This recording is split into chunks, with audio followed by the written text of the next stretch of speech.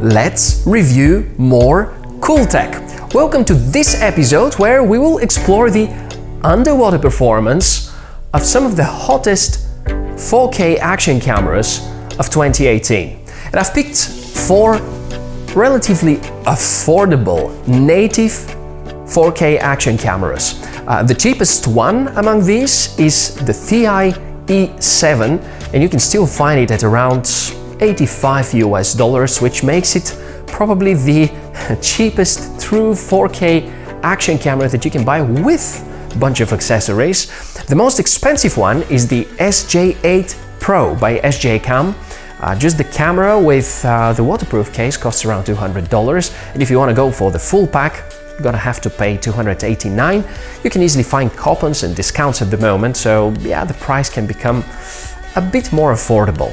In between, we've taken the Elecam, the Rexso Explorer K, which essentially is manufactured by Elecam or Elephone, and we've got the MGCool Explorer 3, which is very similar to the Akaso V50 Pro. They share the same hardware, different names, slightly different firmware, but overall the performance we're going to get from the Explorer 3 is going to be almost identical to what we have from the Akaso V50 Pro.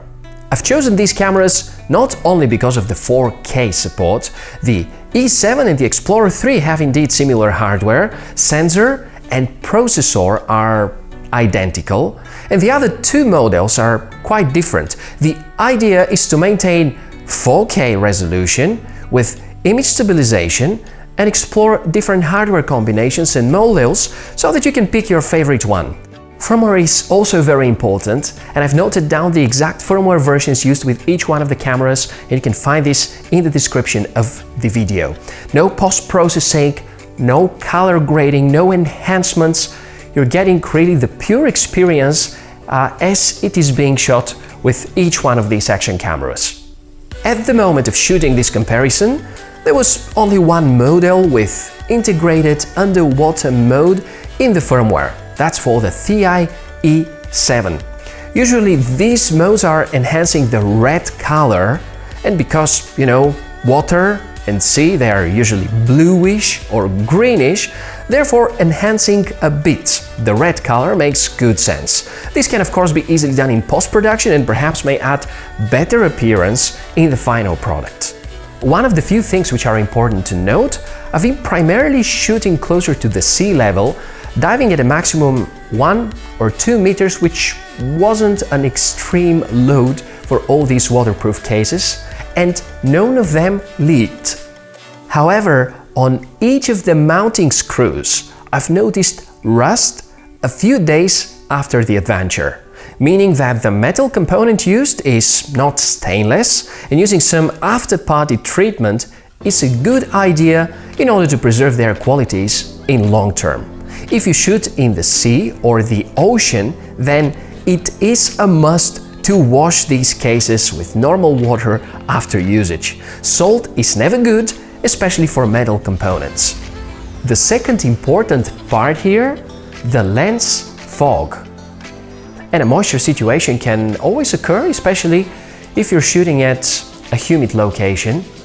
There was visible lens fog on each one of the cases except the one for Sj8 Pro, even after 1 hour of diving. And many people were criticizing me about being too hard on the new Sj8 Pro model, so remember another good thing I've said about this camera. And now back to the moisture issue.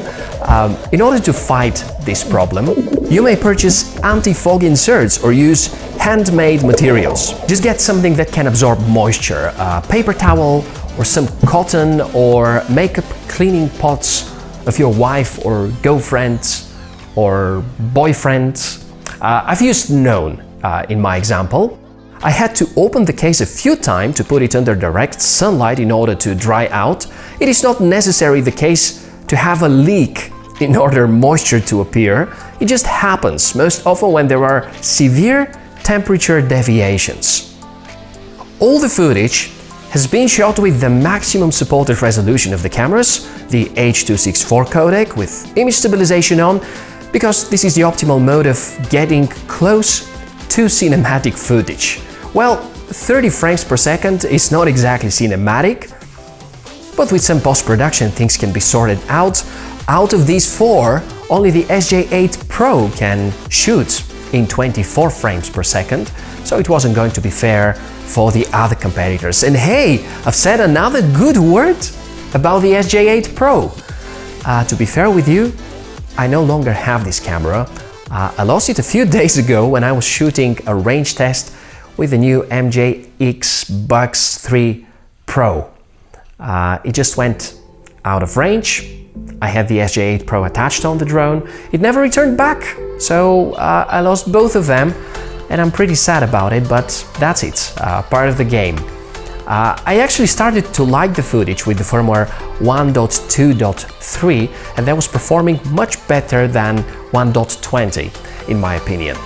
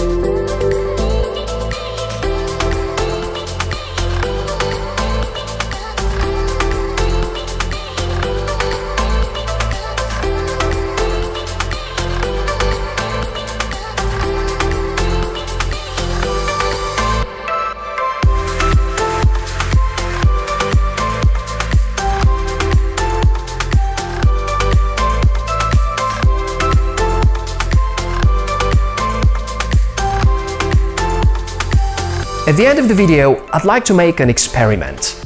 Here is a cropped short segment of video so that the footage of all the four appears with a similar angle. And we're going to make a blind test. In the comments, feel free to share which one of these is your favorite and which one you dislike the most. Or you can mention that as a sequence. I like best number 3, followed by number 4, then comes number 1, number 2. You get the idea. In a few weeks I'm going to write down which are the exact models that shot each of these 4 blind test clips, and I'm really looking forward to find out which is going to be your favorite. And that's been all about the underwater performance. Soon there's going to be a comparison involving a lot of other shooting scenes with the very same cameras, and we are going to put performance test and the usual deep analysis of these 4 really good 4K models. Yeah, I guess that would be it. That's the Tech4O channel. I'm Michael. You're the greatest supporters in the world. Thank you so much for 10,000 subscribers. I'll see you soon. Cheers.